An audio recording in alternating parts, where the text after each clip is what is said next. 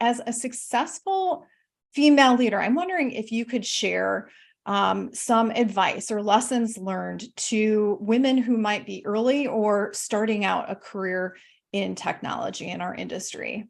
So consulting, particularly in the technology space, can be really demanding and often intimidating. And when I first started, there were some female leaders in my orbit, but it was a noticeable difference to the number of men who I saw in leadership positions. And for me personally, I often found myself to be the youngest and often only female in the room. And because of that, I had this tendency to filter my answers and responses. I was somewhat intimidated to take risks and to speak up, in case I didn't say the right thing or it wasn't perceived in the right way. So I ended up very early in my career creating this very highly curated persona for myself that was very measured, that was very controlled. And, so much so that my husband would overhear me on calls and kind of refer to me as, business Jill versus real Jill, just because I felt like I needed to filter myself to be perceived in a certain way.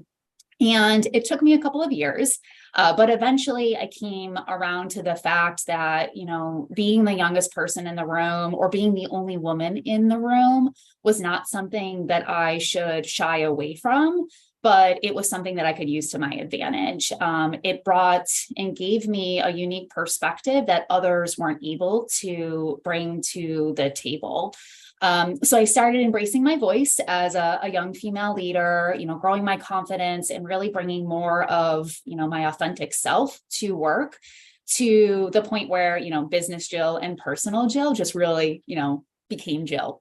So I share that story as I think a lot of women who are starting or who are early in their career in consulting or the technology space, struggle with some of the same things. And, if you're a woman who has felt like you're a little bit on an island because you're the only one in the room, I would give the advice to embrace it and to be proud of it and to come to the table with a strong point of view, because there's probably a really good reason why you're there and why you're in the room and why you're at the table. So your authentic self as a woman and the perspective that brings is really powerful and should never be something that anyone shies away from.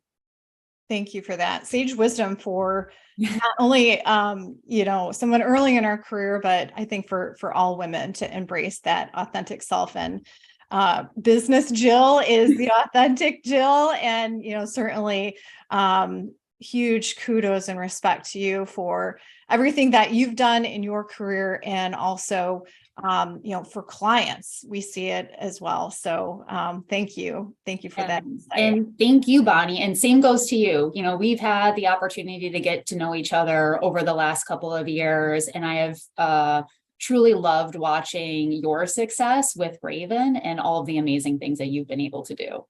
Thank you for that.